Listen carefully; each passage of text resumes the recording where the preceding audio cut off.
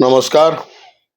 ଆଜି ବୁଧବାର ଜାନୁଆରୀ 7 ତାରିଖର ଶୁଣିବା ରାଶିଫଳ। ମେଷ।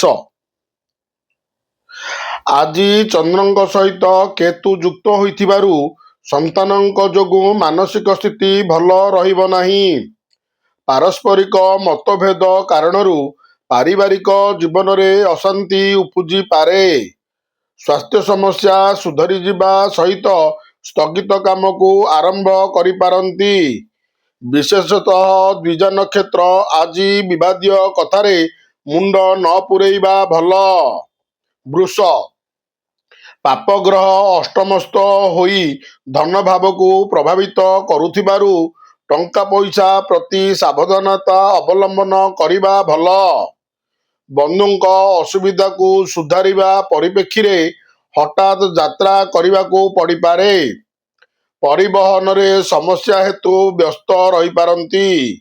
ତୃତୀୟ ସ୍ଥାନ ରାହୁଙ୍କ ଦୃଷ୍ଟିରେ ଥିବାରୁ ଭାତୃ ସମ୍ପର୍କରେ ସମସ୍ୟା ସୃଷ୍ଟି ହେବ। ମିଥୁନ। ଧନାଧିପତି ତୃତୀୟରେ ପାପଯୁକ୍ତ କାରଣରୁ ଅର୍ଥ ସମ୍ପର୍କୀୟ କଳହଜନିତ ମନ ଭଲ ରହି ନପାରେ। କର୍ମକ୍ଷେତ୍ରରେ ଅବହେଳା ଯୋଗୁଁ କେତେକ କାମ ସକାଶେ ଅନ୍ୟର ସାହାଯ୍ୟ ନେବାକୁ ବାଧ୍ୟ ହେବେ। ଘର ଖର୍ଚ୍ଚ ଦ୍ୱିଗୁଣା ହୋଇପାରେ। ମୃଗଶିରା ନକ୍ଷତ୍ର ସକାଶେ ଋଣ କରାଇଦେବା ପାଇଁ ଜଣେ ବନ୍ଧୁ ପ୍ରତିଶ୍ରୁତି ଦେଇପାରନ୍ତି। କର୍କଟ। ଷଷ୍ଠାଧିପତି ଦ୍ୱାଦଶସ୍ଥ ଯୋଗୁଁ ଆକସ୍ମିକ ଦୂରଯାତ୍ରା କରିବାକୁ ପଡ଼ିପାରେ। ଅଶ୍ଳେଷା ନକ୍ଷତ୍ରର ସ୍ୱାସ୍ଥ୍ୟ ଅବସ୍ଥା ନିମ୍ନଗାମୀ ହେବା କାରଣରୁ ଦୁଶ୍ଚିନ୍ତା ବୃଦ୍ଧି ପାଇବ। ସମସ୍ୟା ରହିଥିଲେ ମଧ୍ୟ ଆପଣଙ୍କ କର୍ମ ପ୍ରଭାବ ଆଗକୁ ଗାଡ଼ି ଚାଲିବାରେ କୌଣସି ପ୍ରତିବନ୍ଧକ ରହିବ ନାହିଁ। ପାରିବାରିକ ସୌହାର୍ଦ୍ଦ୍ୟ, ସାମାଜିକ ସମ୍ମାନ ଓ ଆର୍ଥିକ ସ୍ଥିତି ମନ୍ଦ ହେବ ନାହିଁ। ସିଂହ। ଶନିଙ୍କ ଦୃଷ୍ଟିଜନିତ ବନ୍ଧୁଙ୍କ ସହ ଆଲୋଚନା ଫଳପ୍ରଦ ନ ହୋଇପାରେ। ପରିବାରରେ ସନ୍ତାନଙ୍କ ସମସ୍ୟା, ପରୀକ୍ଷାରେ ସାକ୍ଷାତକାର ଜନିତ ସାମୟିକ ମାନସିକ ଅସ୍ଥିରତା ସୃଷ୍ଟି ହେବ। ଉତ୍ତର ଫାଲ୍ଗୁନୀ ନକ୍ଷତ୍ରର ବିବାଦୀୟ ପରିସ୍ଥିତି ନିୟନ୍ତ୍ରଣରେ ରହିବ। ସାଂସ୍କୃତିକ କାର୍ଯ୍ୟକ୍ରମରେ ଯୋଗ ଦେବାର ସୁଯୋଗ ମିଳିବ। ବୈଷୟିକ ଅଭିବୃଦ୍ଧି ଘଟିବ। କନ୍ୟା। ଚତୁର୍ଥ ଭାବରେ ଏକାଧିକ ଗ୍ରହ ପାରିବାରିକ ଜୀବନରେ ହଟଚମଟ ସୃଷ୍ଟି କରିପାରନ୍ତି। ଗାଡ଼ି ମୋଟର ଚାଳନାରେ ଗୁରୁତ୍ୱପୂର୍ଣ୍ଣ ଆଲୋଚନାରେ କର୍ମାଣ କ୍ଷେତ୍ରରେ ସତର୍କ ରହିବା ଭଲ ହେବ। ଲାଭାଧିପତି ବ୍ୟୟ ଭାବରେ ଅବସ୍ଥାନ କରୁଥିବାରୁ କିଛି ପାଇବାକୁ ଯାଇ କିଛି ହରାଇବାକୁ ପଡ଼ିପାରେ। ତୁଳା।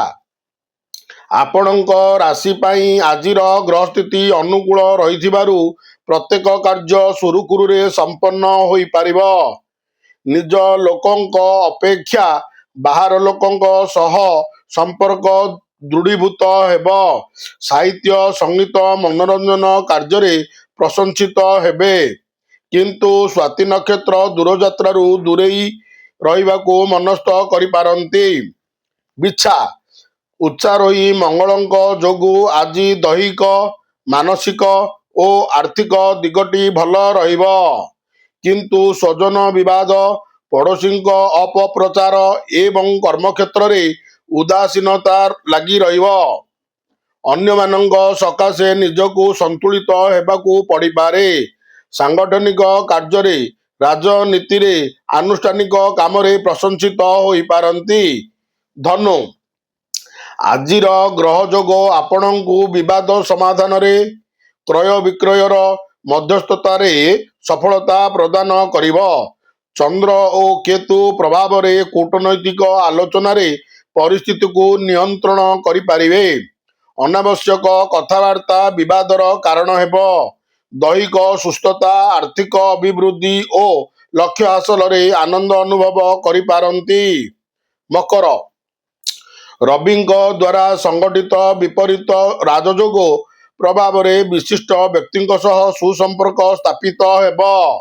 ଶୁକ୍ରଙ୍କ ଶୁଭ ଦୃଷ୍ଟିରୁ ମନୋରଞ୍ଜନର ମଉକା ଜୁଟିପାରେ। ପ୍ରତ୍ୟାବର୍ତ୍ତନ ପଥରେ ମୂଲ୍ୟବାନ ଜିନିଷ କିଣିବାକୁ ମନ ବଳାଇ ପାରନ୍ତି।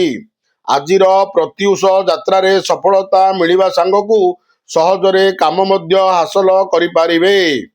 କୁମ୍ଭ, ଏକାଦଶସ୍ଥ ପାପଗ୍ରହ ଆପଣ ଠିକ୍ ନିଷ୍ପତ୍ତି ନେବାରେ ଦ୍ୱନ୍ଦ୍ୱରେ ପକାଇ ପାରନ୍ତି। ବିଶେଷ ଶ୍ରମ ଓ ଭ୍ରମଣ ଜନିତ ଶାରୀରିକ ଅସୁସ୍ଥତା ହୋଇପାରେ। କର୍ମକ୍ଷେତ୍ରରେ ଭାବିଚିନ୍ତି ସତର୍କତାମୂଳକ ପଦକ୍ଷେପ ନ ନେଲେ ପରେ ପସ୍ତେଇବାକୁ ପଡ଼ିବ। ବ୍ୟବସାୟିକ ସହ ସତ୍ସଙ୍ଗ ଓ ଭ୍ରମଣ ସୁଯୋଗ ପାଇବାର ସୌଭାଗ୍ୟ ଅର୍ଜନ କରିବେ। ମୀନ, ବୃହସ୍ପତିଙ୍କ ସୁପ୍ରଭାବରେ ଆରୋଗ୍ୟ ଲାଭ, କାର୍ଯ୍ୟସିଦ୍ଧି, ସଫଳ ଆଲୋଚନା ମାନସିକ ସ୍ଥିତିକୁ ଦୃଢ଼ୀଭୂତ କରିବ। କର୍ମକ୍ଷେତ୍ରରେ ନୀଚ ଜାତିର ବ୍ୟକ୍ତିଙ୍କ ସହ ଉଚ୍ଚବାଚ ଘଟିପାରେ। ଆଜିର ଗସ୍ତ କାର୍ଯ୍ୟକ୍ରମ ବାତିଲ ହୋଇପାରେ। ରାଜନୈତିକ, ସାମାଜିକ, ପ୍ରଶାସନିକ ଓ ଅର୍ଥନୈତିକ ସ୍ଥିତି ବାଧାପ୍ରାପ୍ତ ହେବ ନାହିଁ। ନମସ୍କାର। ଜୟ ଜଗନ୍ନାଥ।